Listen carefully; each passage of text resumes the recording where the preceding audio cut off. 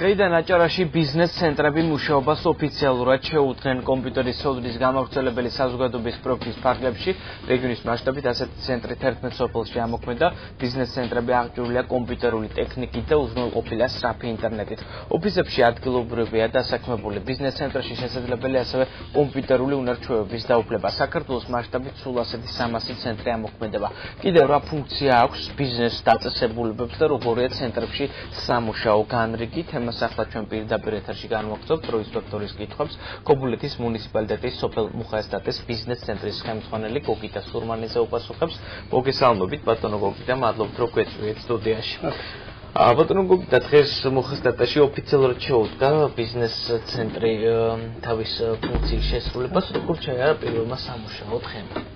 პირველმა სამუშაო დღემ ჩაიარა, ჩვეულებრივად შევხვდით სკოლის დირექტორს შევხვდით, გავესაუბრეთ, რომლის საშუალებითაც თავის მხრივ გაავრცელებს თავის ჩვენგან მიღებულ ინფორმაციას მოსწავლეებში, შემდეგ ჩამოყალიბდება ჯგუფები და გავაგრძელებთ საგანმანათლებლო პროგრამების შესწავლას. ამავდროულად გავავრცელეთ ბუკლეტები, რომლებიც აღბეჭდილი იყო ჩვენი რესურსები, თუ რა რესურსები შეგვიძლია შევთავაზოთ მომხმარებელს.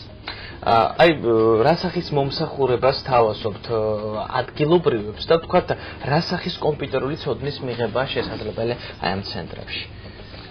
რა სახის მომსახურება შეიძლება და შესაძლებელია საგანმანათლებლო პროგრამების შესწავლა, შესაძლებელია საოფისე პროგრამების შესწავლა, Word, Excel, თუ ნებისმიერი სხვა ჩვენ სპეციალურად გადამზადებული ვართ მაგისათვის. ასევე შესაძლებელია სხვა მომსახურებების მიღებაც.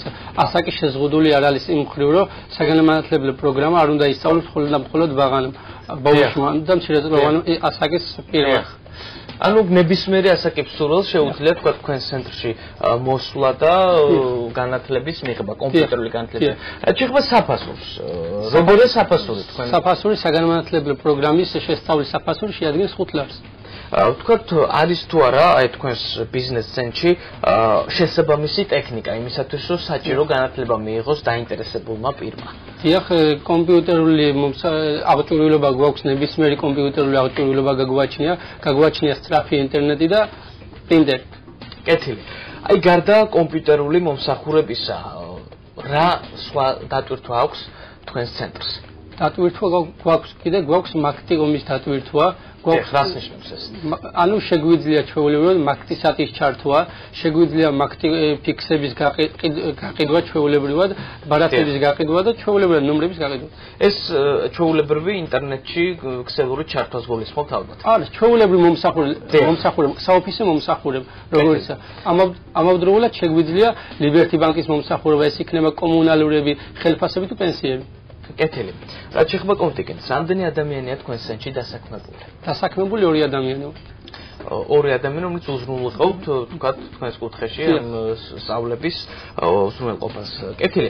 აქ თუ არა მათ შესაბამისი კვალიფიკაცია, ანუ თქვათ თქვენთან მომუშავე პერსონალს, იგივე თქვენ იმისათვის რომ სათანადოდ თქვათ გაუწევთ მომსახურება ადგილობრივ. დიახ, ჩვენ გავიარეთ სპეციალური ერთთვიანი გადამზადების კურსი, რომლის შედეგადაც ჩვენ ინფორმირებულები ვართ ყველანაირი ინფორმაციაზე თუ როგორ უნდა წარმართოთ ჩვენი ბიზნესი.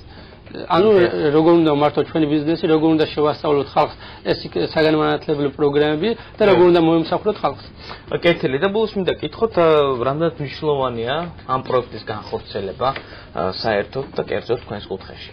მნიშვნელოვანი იმდენაწილად, რადგანაც მოსახლეობას აღარ მოუწევს თუნდაც ამ პენსიებისა და კომუნალურების გადახდის მხრივ ქალაქში სიარული მხოლოდ მაგ მხრივ და მეორედ კიდევ არ უნდა იყოს საქართველოში მხოლოდ ჯერჯერობით ვრცელდებოდა კომპიუტერული სწავლება ქალაქებში. ახლა კი ამ ჩვენი ბიზნეს ცენტრის საშუალებით შესაძლებელია სოფლებში კომპიუტერის შესწავლა, რომლის დახმარებითაც ნებისმიერი მსურველი შესაძლებლობა გაუჩნდება ისწავლოს კომპიუტერი და მისი უნარჩვევები.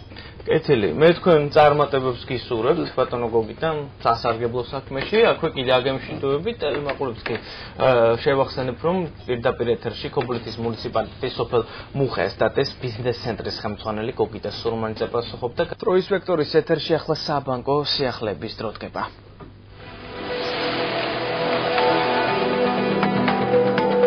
წლის აგვისტოში ქვეყანაში შემოსული ფულადი გზავნილების ნაკადების